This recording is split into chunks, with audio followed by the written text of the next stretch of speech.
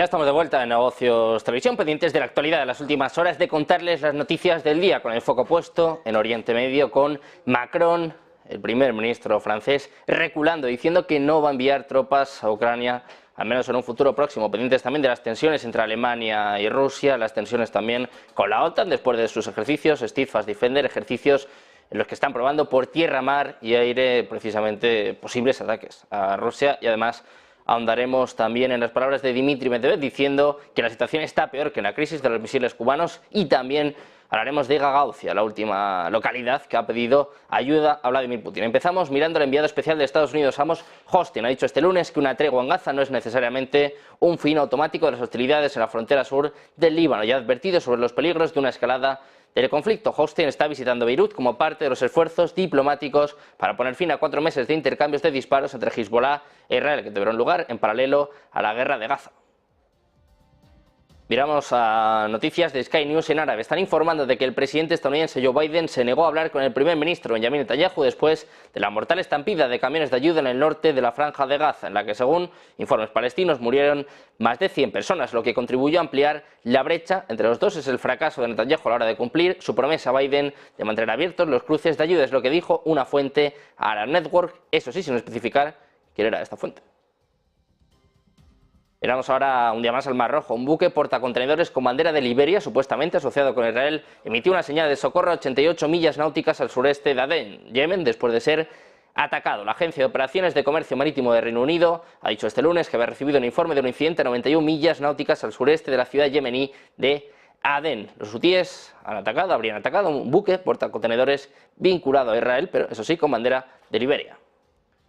Nos fijamos ahora en Irán, y es que este lunes ha comenzado una reunión trimestral del principal organismo de formulación de políticas del Organismo de Vigilancia Nuclear de la ONU, en la que las potencias occidentales optaron nuevamente por no confrontar seriamente a Irán por su falta de cooperación con la agencia en una serie de cuestiones, según dijeron los diplomáticos. Ha pasado más de un año desde que la Junta de Gobernadores de 35 naciones de la Agencia Internacional de Energía Atómica aprobara una resolución ordenando a Irán cooperar con una investigación de años de la OIEA sobre partículas de uranio encontradas en sitios no declarados, diciendo que era esencial y urgente para Irán explicar las huellas. Desde entonces, la lista de problemas entre la agencia y Irán lo han hecho más que crecer. Irán no cumplió plenamente un acuerdo para instalar cámaras de la agencia en algunos sitios y, de hecho, en septiembre prohibió la entrada a algunos de los inspectores más valiosos de la agencia. Pendientes de Irán, pendientes también de Taiwán. Sus autoridades informaron este domingo que han detectado 21 cazas y 6 buques de las Fuerzas Armadas de China en las inmediaciones de la isla ante el aumento de la tensión entre ambas partes. El Ministerio de Defensa taiwanés ha indicado que a las 6 horas local se ha registrado la presencia de 21 aviones, incluido un dron cerca de Taiwán, de los cuales 10 cruzaron la línea media del estrecho de Taiwán e ingresaron en la zona de identificación de defensa aérea de la isla. En respuesta, Taiwán envió aviones y buques de guerra y desplegó sistemas de misiles de defensa aérea para vigilar la actividad del ejército chino, según dijo el ministerio. Dice que las Fuerzas Armadas de Taiwán monitorean la situación y que emplearon las fuerzas apropiadas para responder, según indicó el ministerio en la red social X. Nos fijamos ahora en Donald Trump. La Corte Suprema ha restablecido a Trump en las boletas primarias presidenciales de 2024, rechazando los intentos estatales de responsabilizar al expresidente republicano por los disturbios en el Capitolio. Los jueces dictaminaron un día antes de las primarias del supermartes que los estados no pueden invocar una disposición constitucional posterior a la guerra civil para impedir que los candidatos presidenciales aparezcan en las boletas. Ese poder reside en el Congreso, lo que escribió el tribunal en una opinión no firmada. Este resultado pone fin a los esfuerzos en Colorado, Illinois, Maine y otros lugares para sacar de la papeleta a Trump, el favorito para la nominación de su partido, debido a sus supuestos intentos de deshacer su derrota en las elecciones de 2020 ante Joe Biden, que culminó en las elecciones de enero con este ataque al Capitolio. El caso de Trump fue el primero en la Corte Suprema que se ocupa de una disposición de la 14ª enmienda que se adoptó después de la guerra civil para impedir que los funcionarios que participan en insurrecciones vuelvan a ocupar cargos públicos. Miramos ahora a Hungría. Dice que Occidente no podrá derrotar a Rusia en Ucrania, pero que Rusia tampoco podrá ganar allí, por lo que dice es necesario iniciar conversaciones de paz lo antes posible. Es lo que ha afirmado el primer ministro húngaro Viktor Orbán. Dice que ahora es absolutamente evidente que Occidente no ganará esta guerra contra Rusia y añade que Rusia tampoco podrá ganar en el conflicto de Ucrania. Dice Orbán, solo hay una solución: las conversaciones de paz deben comenzar tarde o temprano, añadiendo que cuanto antes suceda, mejor será para todos. Nos fijamos en la Comisión Europea. El brazo ejecutivo de la Unión Europea ha confirmado este lunes que presentará en el mes de marzo el marco de negociaciones con vistas a la adhesión de Ucrania al bloque. La definición de ese marco de negociaciones fue encomendada por una cumbre de mandatarios europeos en diciembre, cuando decidieron abrir ese proceso y encomendaron su elaboración a la Comisión Europea. Sin embargo, la fecha de presentación del marco negociador quedó cubierta por la incertidumbre, ya que la presidenta de la Comisión, Ursula von der Leyen, dijo inicialmente que ocurriría al inicio del verano boreal, aunque luego mencionó mediados de marzo. Von der Leyen dijo recientemente que sería durante el mes de marzo, según decía este lunes el portavoz de la Comisión, Eric Mamer. Nos fijamos ahora en las palabras de Emmanuel Macron, después de levantar todas las alertas la semana pasada, después de afirmar que Francia iba a enviar tropas a Ucrania. Ahora ha reculado, dice que Francia no planea enviar sus tropas a Ucrania en un futuro próximo, es lo que ha apuntado el presidente francés Emmanuel Macron en una entrevista a un medio checo cuando se le pidió que comentara sobre la respuesta internacional a sus declaraciones durante la conferencia sobre Ucrania de la semana pasada en París. El líder francés dijo, respondiendo a una pregunta sobre el envío de tropas, dije que no se descarta nada. Esto no significa que estemos planeando desplegar fuerzas francesas en Ucrania en un futuro próximo. Significa que estamos abriendo una discusión y reflexionando sobre todo lo que se puede hacer para apoyar a Ucrania. En primer lugar, al territorio de Ucrania. Es lo que ha dicho Macron en una entrevista con el periódico checo Bravo. Según el presidente francés, los participantes en la reunión acordaron 5 áreas de cooperación: ciberseguridad, producción conjunta de material militar para Ucrania, asistencia de seguridad de los países más vulnerables en el contexto del conflicto en Ucrania, en primer lugar, apoyo a Moldavia, apoyo a Ucrania, su frontera con Bielorrusia y cooperación en actividades de remoción de minas, dice Macron. Además, siempre he sido claro acerca de nuestras líneas rojas. No estamos luchando contra el pueblo ruso y rechazamos la lógica de la escalada. Es lo que dice Macron después de, precisamente, provocar una escalada la semana pasada, con sus palabras.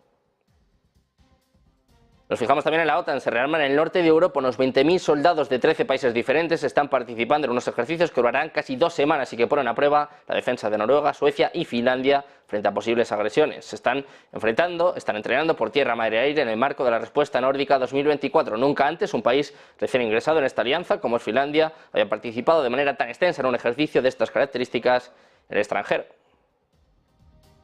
Unos ejercicios que ya tienen respuesta por parte de Rusia, calificado de provocativas las maniobras de la OTAN puestas en marcha en las zonas más septentrionales de Finlandia, Noruega y Suecia, conocidas como Steadfast Defender 2024. En concreto, el viceministro de Exteriores ruso, Alexander Grushko, ha afirmado que el país está siguiendo de cerca las actividades, una de las mayores llevadas a cabo por la Alianza en el Ártico, al tiempo que ha recordado que Moscú cuenta con todas las herramientas para supervisarlas. Grushko ha aseverado que cualquier ejercicio, especialmente en la proximidad geográfica de la línea de contacto, aumenta el peligro de incidentes militares. Al mismo tiempo, ha añadido que se tomarán todas las medidas necesarias para garantizar la capacidad de defensa de Rusia. Así, ha lamentado que estas acciones solo contribuyan a una disminución de la seguridad europea y a crear peligros adicionales en el escenario internacional. Otro de los protagonistas, sin duda, está siendo Alemania. El gobierno alemán ha rechazado con vehemencia este lunes las acusaciones de que la filtración por parte de Rusia de una conversación de altos oficiales militares alemanes era una indicación de que Berlín se estaba preparando para una guerra contra Rusia. Al mismo tiempo, el gobierno trató de contener las consecuencias internas de la filtración y prometió una rápida investigación sobre cómo era posible que una conversación de alto personal militar alemán pudiera ser interceptada y publicada. Dice, está absolutamente claro que las afirmaciones de que esta conversación demostraría que Alemania está preparando una guerra contra Rusia son propaganda rusa absurdamente infame, lo que ha dicho a los periodistas en Berlín un portavoz del canciller alemán Olaf Scholz. Por su parte, Rusia ha denunciado este lunes la implicación directa de las potencias occidentales en Ucrania y ha convocado al embajador de Alemania tras la difusión en las redes sociales de estas conversaciones entre oficiales alemanes sobre entrega de armas a Kiev. El viernes se difundió desde Rusia en las redes sociales una grabación de audio de una reunión por videoconferencia de oficiales alemanes de alto rango sobre una posible entrega de misiles a Ucrania. Esta conversación, cuya veracidad fue confirmada por Berlín, muestra una vez más la participación directa del occidente colectivo en el conflicto en Ucrania. Es lo que ha declarado a la prensa el portavoz del Kremlin, Dmitry Peskov. Miramos ahora a Estados Unidos. Ha movilizado sus F-35 en Ucrania para identificar el despliegue de sistemas de misiles antiaéreos rusos dentro de Ucrania. La información recopilada se transmite posteriormente a los países de la OTAN, según anunció el ministro de Defensa de Singapur, NG Enghen, durante una sesión del Comité Parlamentario de Contratación Pública. Estas declaraciones confirman la participación de los F-35 de la Fuerza Aérea de Estados Unidos en misiones de reconocimiento sobre Ucrania. El Departamento Militar singapurense proporciona detalles exhaustivos sobre estas aeronaves. Describen estos cazas como verdaderas aspiradoras radioelectrónicas, término que subraya su capacidad para recabar extensos volúmenes de datos de inteligencia. Los F-35 son una de las aeronaves más cotizadas y usadas de todo el mundo. Es el avión de combate más caro de la historia y destaca por su discreción y sigilo. Es un prodigio y entre sus rasgos destaca su velocidad supersónica, su gran agilidad y una tecnología de fusión de sensores de vanguardia, lo que le hace pasar desapercibido a los radares enemigos. Miramos ahora al gobernador de la región de Gagauzia, en Moldavia. Se ha convertido en el segundo líder regional del país en solicitar la protección del presidente ruso Vladimir Putin, un nuevo quebradero de cabeza por si lo de Transnistria no fuera ya suficientemente grave para Europa y para la OTAN. La gobernadora de Gagauzia, Eugenia Gutul, ha acusado a los líderes pro-Unión Europea de su país de oprimir a los residentes pro-Kremlin de su zona. Lo ha hecho durante una reunión con el presidente del Senado de Rusia en Moscú el viernes pasado, según ha podido conocer la agencia Reuters. La cita se produjo después de que el Congreso de Transnistria solicitara a principios de esta semana que el gobierno de Putin implemente medidas para defender Transnistria, lo que provocó temores de que Rusia pudiera actuar para invadir Moldavia, incluso provenientes de la inteligencia de Estados Unidos. Dice: queremos seguir recibiendo apoyo de la Federación Rusa, es lo que ha dicho Gutul a la presidenta Valentina Matvienko durante la reunión del viernes antes de solicitar el establecimiento de vuelos aéreos directos entre Gagauzia y Rusia. Miramos ahora a Dmitry Medvedev. Lamenta que a estas alturas no sea posible resucitar la antigua URSS, aunque amenaza con reunir las partes históricas de Rusia que deberían volver a casa. Esa ha sido la declaración de intenciones del expresidente, ex primer ministro y vicepresidente del Consejo de Seguridad de la Federación de Rusia, muy contundente este lunes a la hora de explicar en un foro con jóvenes al sur del país y con un mapamundi de fondo para ilustrarlo la nueva situación en la que Ucrania directamente ha dejado de serlo. Para Medvedev, el tablero mundial ha cambiado. Ucrania, dice, esto de que Ucrania no es rusa, es un concepto que debe desaparecer para siempre. Ucrania es definitivamente Rusia, es lo que ha afirmado el vicepresidente del Consejo de Seguridad de Vladimir Putin. Afirma también que las conversaciones con el gobierno ucraniano solo serán posibles si reconocen esta nueva realidad. Miramos ahora palabras precisamente del presidente ruso, de Vladimir Putin. Dice que es igualmente honorable ser amigo de Rusia, pero que el país tiene más amigos y aliados en todo el mundo. Es lo que ha dicho el presidente ruso durante una reunión con el alcalde de Moscú, Sergei Sobyanin. Al comentar la situación en la capital, Sobyanin destacó resultados significativos a pesar de los intentos de los enemigos, pero tenemos más amigos, dijo Putin, añadiendo que existe un dicho famoso: es igualmente honorable ser nuestro amigo y nuestro enemigo. Dice: Dios los bendiga, es lo que respondía Sobyanin. Según él, los resultados de Moscú en 2023 son uno de los mejores de toda la historia contemporánea. Dice: entendemos que las amenazas que intenta crear no son inútiles, debemos considerarlos, lo que decía el líder ruso, añadiendo que se trata de todos los niveles de gobierno federal y regional. Putin señaló que Moscú no es solo una de las regiones de Rusia, sino la capital, un centro de ciencia, educación e industria vinculado con la economía rusa en su conjunto. Nos fijamos también en palabras del primer ministro polaco. Donald Tusk pidió este lunes a la Unión Europea que imponga sanciones totales a las importaciones de alimentos y agrícolas procedentes de Rusia y Bielorrusia en respuesta a las protestas de los agricultores en todo el bloque. Dice Tusk: preferiría que nosotros, como toda la Unión Europea, decidiéramos sanciones contra Rusia y Bielorrusia en relación con los productos alimentarios y agrícolas. Es lo que dijo Tusk a los periodistas en Vilnius, añadiendo que una decisión conjunta de la Unión Europea sería más eficaz que las decisiones individuales de sus Estados miembros. Además, también nos fijamos en la actualidad en torno a los BRICS. Pakistán ha buscado formalmente ser miembro de la alianza, el grupo de economías emergentes que incluye a su rival India, junto con Brasil, Rusia, China o Sudáfrica, en un momento en el que el organismo está ganando rápidamente el estatus de bloque líder de su global. Muntaza Baloch, portavoz del Ministerio de Asuntos Exteriores de Pakistán, calificó a los BRICS de grupo importante de países en desarrollo y reveló que el país ha hecho una solicitud formal para unirse al grupo. Dice: creemos que al unirse a los BRICS, Pakistán puede desempeñar un papel importante en el fomento de la cooperación internacional y la revitalización del multilateralismo inclusivo. También esperamos que los BRICS avancen con la solicitud de Pakistán en línea con su compromiso con el multilateralismo inclusivo, es lo que dijo Baloch durante una conferencia de prensa en Islamabad. Este jueves el portavoz añadió que Pakistán tenía vínculos cálidos con la mayoría de los miembros del bloque de los BRICS.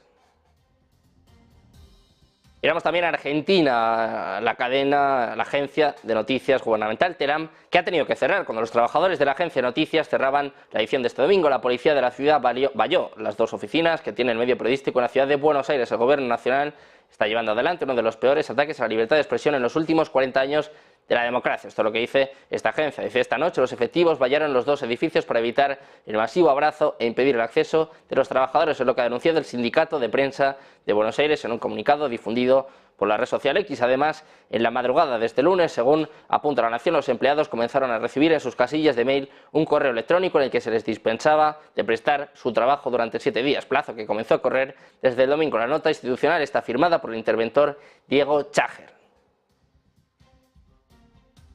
Nos fijamos también en Apple. Ha recibido una multa de 1.800 millones de euros por parte de la Unión Europea por una investigación sobre acusaciones de que silenció a rivales de transmisión de música, incluido Spotify Technology, en sus plataformas. La Comisión Europea también ordenó a la empresa con sede en Cupertino que dejara de impedir que las aplicaciones de transmisión de música informen a los usuarios sobre ofertas más baratas fuera de la App Store de Apple. Durante una década, dice Apple, abusó de su posición dominante en el mercado de distribución de aplicaciones de música en streaming a través de la App Store. Es lo que decía la jefa antimonopolio de la Unión Europea, Margaret Vestager. Dice además que lo hicieron impidiendo a los desarrolladores informar a los consumidores sobre servicios de música alternativos y más baratos disponibles fuera del ecosistema de Apple. Por su parte, Apple rechazó la multa de la Unión Europea y dijo en un comunicado que los reguladores no lograron descubrir ninguna evidencia creíble de daño al consumidor e ignoran las realidades de un mercado que es próspero, competitivo y que está creciendo rápidamente.